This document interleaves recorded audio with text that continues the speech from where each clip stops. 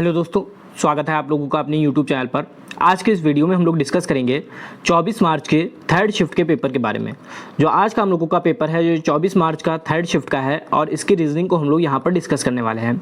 इससे पहले हम लोगों ने सेकंड शिफ्ट को डिस्कस किया था। आज का वीडियो हम लोगों का थर्ड शिफ्ट का है। तो पहला क्वेश्चन आप लोग स्क्रीन पर देख पा रहे होंगे। पहले क्वेश्चन में लिखा हुआ है TVFZQL और आगे क्वेश्चन मार्क है। तो इसी तरीके से यहाँ पर कौन सी चीज़ आएगी या कौन सा इसमें से ऑप्शन सही होगा ये हमें बताना है। तो अगर आप लोग देखेंगे TVF और इधर लिखा हुआ है ZQL, तो T में अगर आप +6 ऐड करेंगे तो आपका Z आएगा। इसी तरीके से V की बात की जाए तो V में अगर आप लोग -5 करेंगे तो आपको Q मिल जाएगा। और F की बात की जाए तो F में अगर आप लोग +6 करते हैं तो आपका जो है L आ जाएगा। यानी पहले पद में आपका +6 हुआ है, दूसरे पद में -5 हुआ है और तीसरे पद में +6 हुआ है। तो इसी तरीके से हम लोग यहाँ पर अगर मान लो पहला ऑप्शन हम लोग लेते हैं RGTXAZ, तो इसमें से अगर हम लोग पहले पद में +6 करते हैं तो यहाँ से हम लोग को +6 करने पर x मिल जाएगा। और इसी तरीके से Z में अगर हम लोग करेंगे तो Z में अगर आप लोग -6 करेंगे तब आपको A मिलेगा, जबकि हमको करना है कितना है, -5 करना है।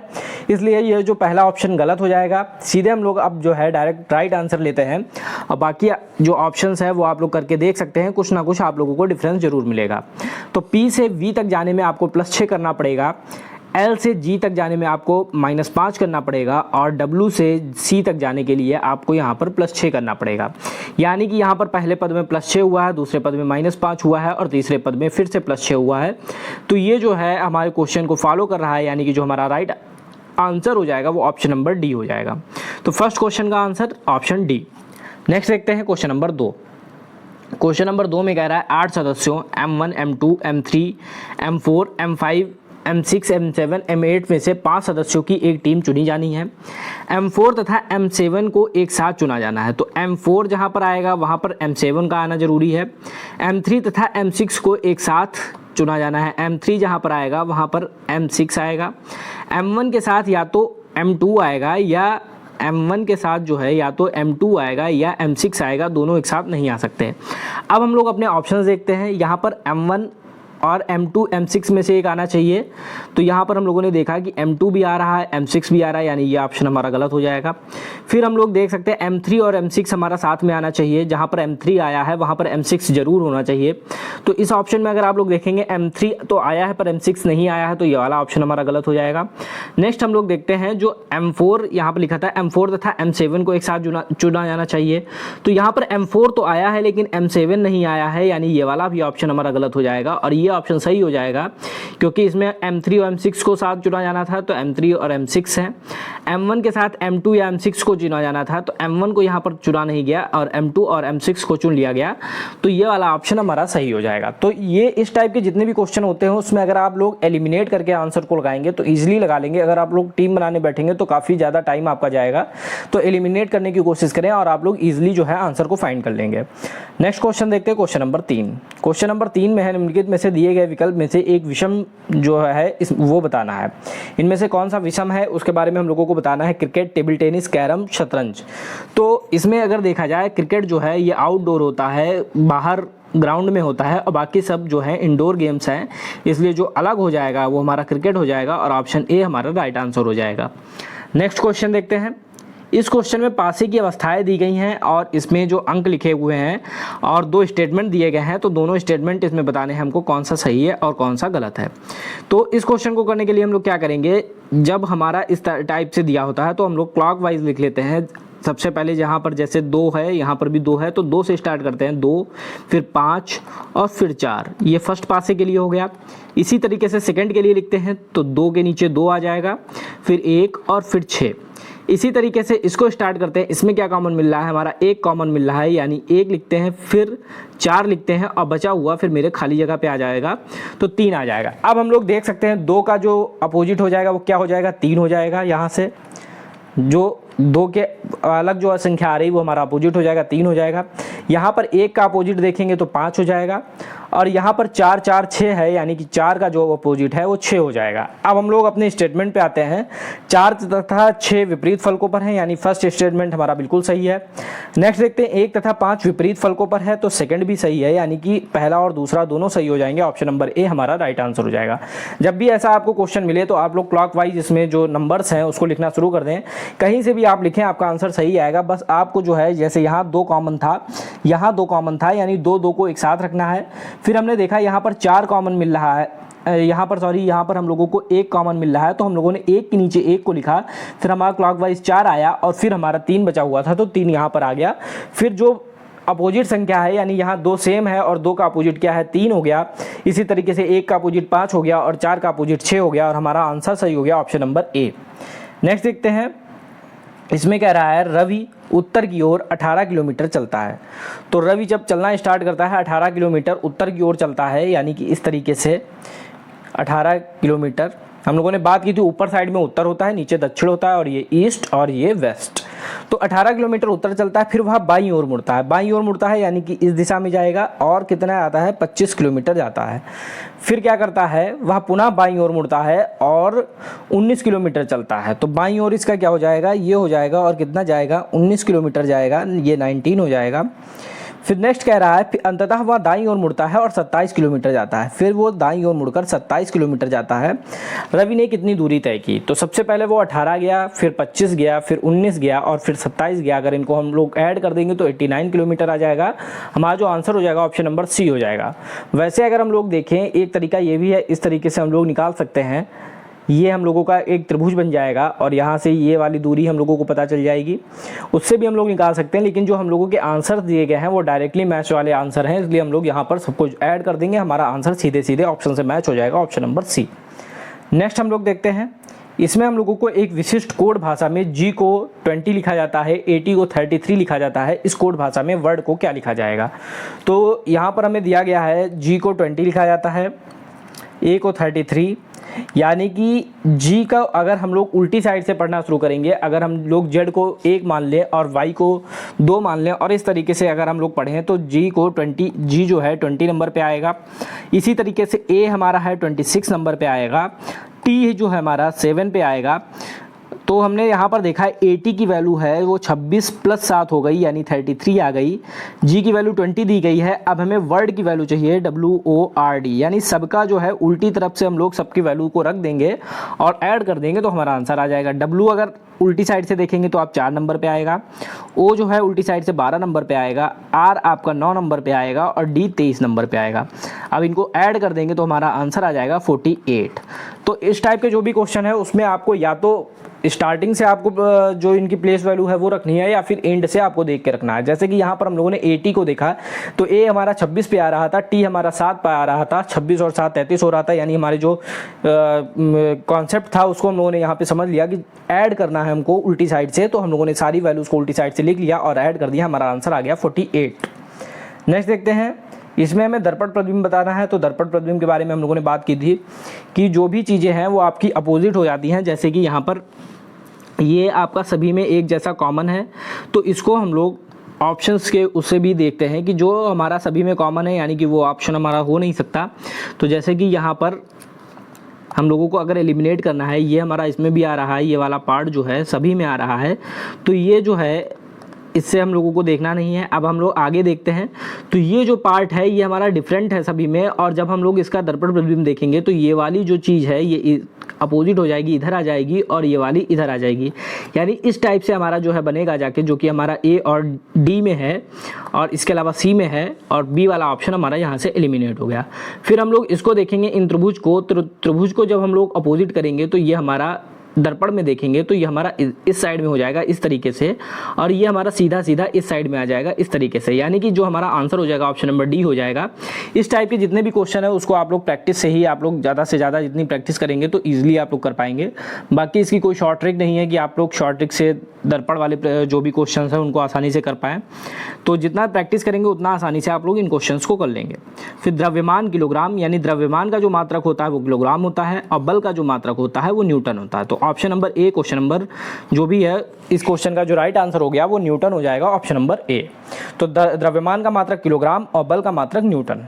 एसआई मात्रक की बात यहाँ पर की जा रही है, तो एसआई मात्रक जो होता है द्रव्यमान का किलोग्राम होता है और बल का न्यूटन होता है, इसलिए ऑप्शन ए हमारा राइट आंसर हो जाएगा। नेक्स्ट क्वेश्चन देखते हैं। इसमें हम लोगों को एक श्रृंखला दी गई है और इसमें हम लोगों को लुप्त अंक बताना है जो कि यहाँ पर आएगा। तो हम लोगों ने देखा 5.5 में अगर हम लोग ऐड कर दें कितना 5.5 तो हमारा आ जाएगा 11, यानी कि पहले पद में 5.5 ऐड हुआ है। फिर 11 से 17.5 में अगर देखेंगे तो अगर आप लोग 6.5 ऐड करते हैं तो 17.5 हो जाएगा। तो दूसरे पद में ऐड किया गया है 6.5। इसी तरीके से नेक्स्ट वाला हम लोग देखेंगे तो 17.5 से 25 लाना है, तो इसमें कितना ऐड किया गया, 7 ऐड किया गया, तो 7.5। तो पहले 5.5, फिर 6.5, फिर 7.5 यहाँ पर ऐड हुआ है।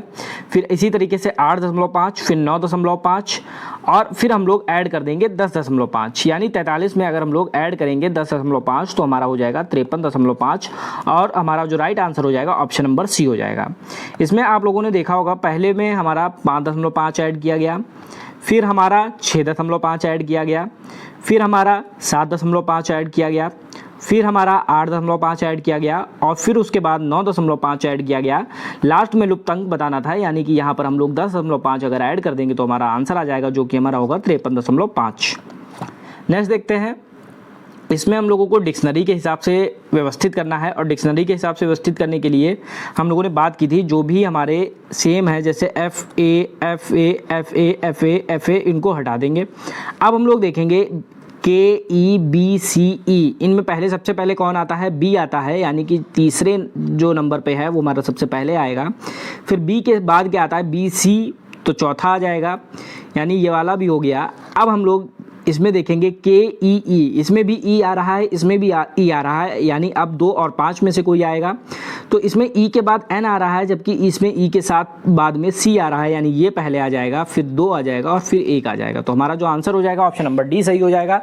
जब भी ऐसे क्वेश्चन होंगे तो आप लोग डिक्शनरी के हिसाब से जो भी वर्ड पहले आता है, जो भी लेटर पहले आता है वो हमारा पहले आएगा और जो बाद में आता है वो हमारा बाद में हो जाएगा। नेक्स्ट क्वेश्चन है, इसमें हम लोगों को कथन और निष्कर्ष दिए गए हैं, हमको बताना है कि कौन सा कथन सही है कौन सा गलत है। तो सभी P क्यों हैं, तो यहाँ पर हम लोग ये बना लेते हैं P हो गया और सभी P जो है Q है, यानी ये हमारा अंदर हो जाएगा, तो ये P हो गया और ये हमारा Q हो गया।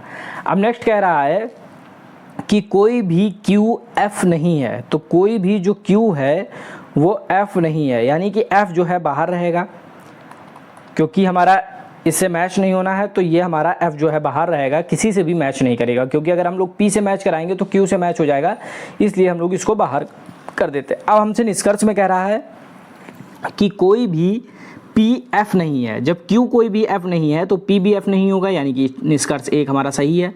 नेक्स्ट कोई भी F Q नहीं है, तो जब Q F नहीं है यानी बिल्कुल अलग अलग है, कहीं से भी ये मैच नहीं कर रहा है, तो सेकंड निष्कर्ष भी हमारा सही हो गया, ऑप्शन नंबर बी हमारा राइट आंसर हो गया। इस क्वेश्चन में अध्यापकों की कुल संख्या क्या है, और इसमें ये अध्यापक दिए गए हैं, ये पुरुष दिए गए हैं और ये महिला दी गई हैं। तो इसमें अध्यापकों की कुल संख्या हम लोगों को बताना है, जो कि हमारा 21 में अध्यापक हैं, फिर उसके बाद हमारा ये 51 अध्यापक हैं, फिर हमारा ये 9 में आएगा, फिर हमारा ये 44 में आएगा, यानी कि जितने भी त्रिभुज में हैं वो सब हमारे अध्यापक हैं। अगर हम लोग उन सबको ऐड कर देंगे तो हमारा आंसर आ जाएगा, जो कि हमारा होगा 171, ऑप्शन नंबर डी। तो अध्यापक पूछ रहा था, केवल अध्यापक, महिला और पुरुष की बात नहीं कर रहा था, तो अध्यापक वाले जितने भी थे हम लोगों के त्रिभुज में उन सभी को हम लोगों ने ऐड कर दिया, हमारा आंसर आ गया 171। नेक्स्ट देखते हैं। इसमें हम लोगों को 7 बक्से कह रहा है, 7 बक्से हैं, एक दूसरे के ऊपर रखे जाते हैं और इनका जो ये ज़रूरी नहीं है कि ये इसी क्रम में रखे जाएं, ABCDEFG के क्रम में रखे जाएं, बाकी आगे कंडीशन दी गई है तो उसके हिसाब से हम लोगों को बक्सों को रखना है। तो सबसे पहले कह रहा है A तथा D के बीच में 2 बक्से रखे जाते हैं। अगर हम लोग मान लें कि ये A है तो 2 बक्से यहाँ पर रखे जाएंगे और फिर D रखा जाएगा। फिर कह रहा है D तथा F के बीच में 3 बक्से रखे जाते हैं। चूंकि 7 ही लोग हैं तो हम लोग कोशिश करेंगे D और F के बीच में, तो एक ये हो गया, एक ये हो गया, एक ये हो गया और F को यहाँ रख देंगे। अगर ये कंडीशन फॉलो नहीं होगी तो हम लोग F को ऊपर रखवाएंगे, अदरवाइज हम लोग इसी कंडीशन से आगे क्वेश्चन को सॉल्व करेंगे। फिर कह रहा है C को G के ठीक ऊपर रखा जाता है, यानी जहाँ पर G आएगा उसके ठीक ऊपर सी आ जाएगा। तो हमने देखा 1 2 3 4 5 लोग हमारे हो गए हैं। अब हमारा सी जी ऊपर भी आ सकता है और इसके अलावा नीचे भी आ सकता है या यहाँ पर भी आ सकता है। फिर आगे कह रहा है डी को ई के ठीक ऊपर रखा जा डी को ई के ठीक नीचे रखा जाता है। यानी अगर हम लोग यहाँ पर ई को रखेंगे तो हमारे सी और जी की जगह निश्चित हो जाएगी ये वाली, क्योंकि अब अगर हम लोग यहाँ पर रखते तो हमारे 8 लोग हो जाते, जबकि हमारे 7 ही लोगों को रखना था। तो हम लोगों ने सी और जी को यहाँ पर रख दिया। अब कह रहा है जी को ए के ऊपर रखा जाता है, तो ए के ऊपर ऑलरेडी है। बी को ई के नीचे रखा जाता है, तो बी को ई के नीचे अब हमारी एक ही जगह बची है सबसे लास्ट में, यहाँ पर हम लोगों ने बी को रख दिया। अब हमसे कह रहा है बी को सबसे नीचे रखा जाता है, तो बिल्कुल सही है। फिर कह रहा है सी को सबसे ऊपर रखा जाता है, तो गलत है, क्योंकि सबसे ऊपर हमारा ई आया है, तो सबसे ऊपर ई है, यानी सेकंड स्टेटमेंट हमारा गलत है। ऑप्शन नंबर ए हमारा सही हो जाएगा। तो इसमें सबसे पहले हम लोगों से कह रहा था ए तथा डी के बीच में 2 बक्से रखे जाते हैं, तो ए हम लोगों ने यहाँ रख दिया, डी यहाँ रख दिया और 2 लोगों की जगह छोड़ दी। फिर कह रहा था डी तथा एफ के बीच में 3 बक्से रखे जाते हैं, तो डी हमारा ये था, फिर 2 लोग ये हो गए, एक ए हो गया और एफ को हम लोगों ने यहाँ पर बैठा दिया। फिर आगे कह रहा था डी को ई के ठीक नीचे रखा जाता है, तो ई को हम लोगों ने यहाँ रख दिया, तो डी ठीक नीचे हो गया। जी को ए के ऊपर रखा जाता है, तो जी हमारा ये था, ए ये था, तो हम लोगों ने यहाँ सी और जी एक साथ आ गए, क्योंकि ये दोनों हम लोगों ने अलग से लिख रखे थे। फिर बी को ई के नीचे रखा जाता है। अब एक ही जगह हम लोगों के पास खाली थी, क्योंकि 7 लोगों को बैठालना था, तो एक जगह सबसे लास्ट में खाली बची थी, वहाँ पर हम लोगों ने बी को बैठाल दिया। अब हमसे जो स्टेटमेंट कह रहा था हम लोगों ने उसके हिसाब से आंसर दे दिए। नेक्स्ट क्वेश्चन देखते हैं। अगले क्वेश्चन में कह रहा है दिए गए वेन आरेख के आधार पर निम्नलिखित में से कौन सा कथन सही है। जो नीले लाल हैं उनकी संख्या 21 है। जो नीले और लाल हैं, यानी नीले और लाल में जो कॉमन आएगा उनकी संख्या 21 है। जो नीले हैं वो हमारा सफ़ेद वृत्त है, लाल जो है वो हमारा वर्ग है, और इनमें कॉमन क्या है वो हमारा 21 है, यानी कि पहला जो स्टेटमेंट है बिल्कुल सही है। वह सफ़ेद जो लाल हैं, यानी सफ़ेद और लाल में क्या कॉमन है, तो सफ़ेद और लाल में कॉमन है 7, यानी सेकंड स्टेटमेंट हमारा सही है, तो पहला और दूसरा दोनों सही हो जाएंगे। इस क्वेश्चन का राइट आंसर हो जाएगा option number A. Next question देखते हैं। इसमें हम लोगों को एक अनुक्रम दिया गया है और इसमें एक पद लुप्त है और लुप्त पद को हमें बताना है कि इसकी जगह पर क्या आएगा। तो सबसे पहले अगर हम लोग देखेंगे तो क्यू में अगर हम लोग यहाँ पर लिख लेते हैं QLD, तो क्यू में अगर हम लोग +6 कर दें तो हमें W मिल जाएगा। फिर इसी तरीके से L में अगर हम लोग -5 कर दें, यहाँ पर -5 कर दें तो हमें यहाँ पर G मिल जाएगा। और फिर D में हम लोग फिर से अगर +6 कर दें तो हमें यहाँ पर मिल जाएगा J।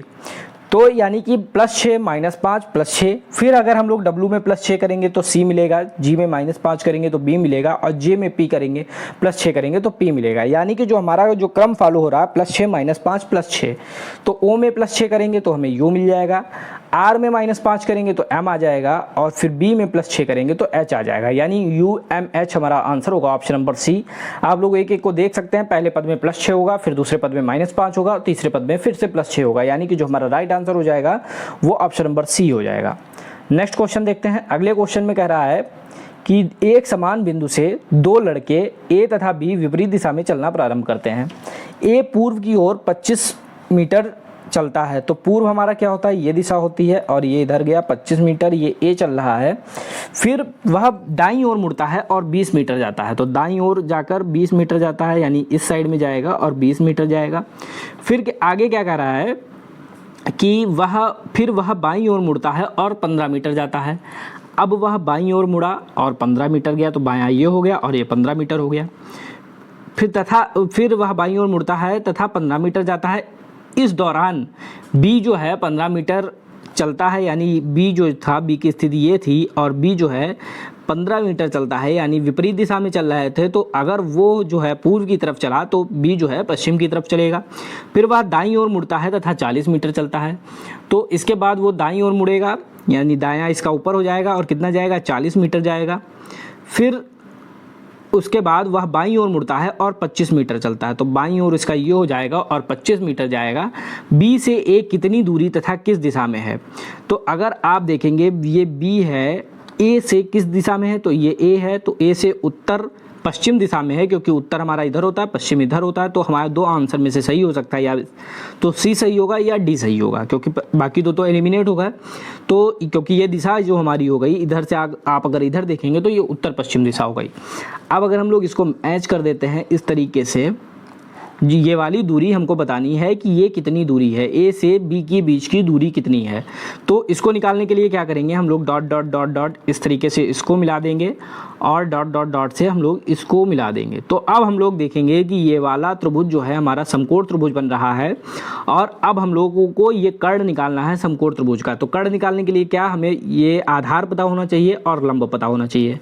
तो लंब हमारा कितना हो जाएगा, अगर ये हमारा 20 है तो ये भी यहाँ तक की जो है ये 20 होगा, ये हमारा 40 है तो ये हमारा ऊपर वाला जो पार्ट है ये भी 40 होगा, यानी टोटल जो है हमारा 60 मीटर हो जाएगा। तो लंब हमें पता चल गया, टोटल जो है हमारा 60 मीटर है।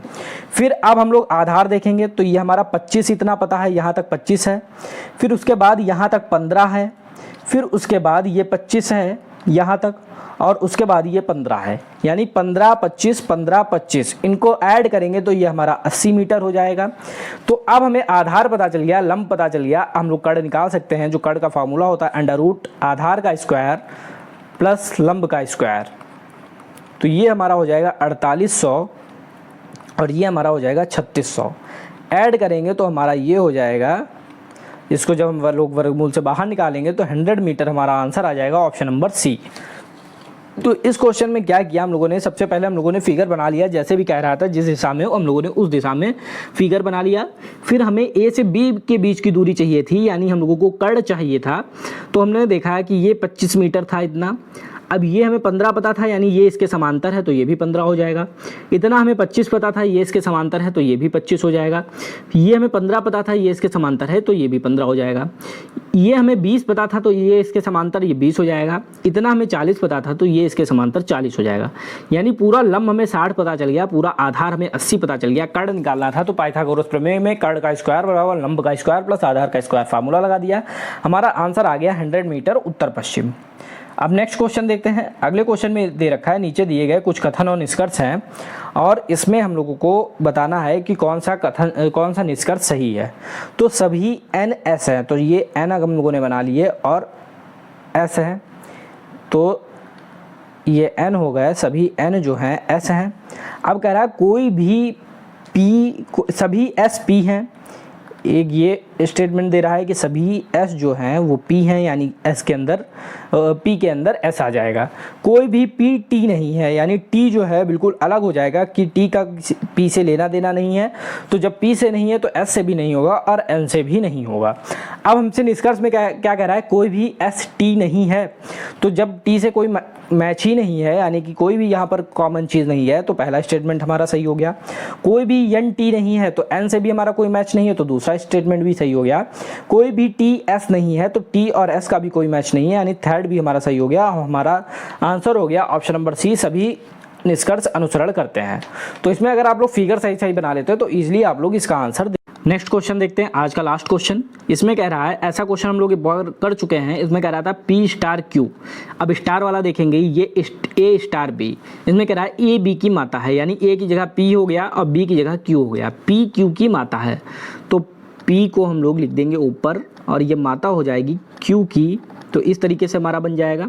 फिर Q प्लस आर, तो प्लस वाले में क्या है, ए बी का भाई है, यानी Q जो है आर का भाई हो जाएगा।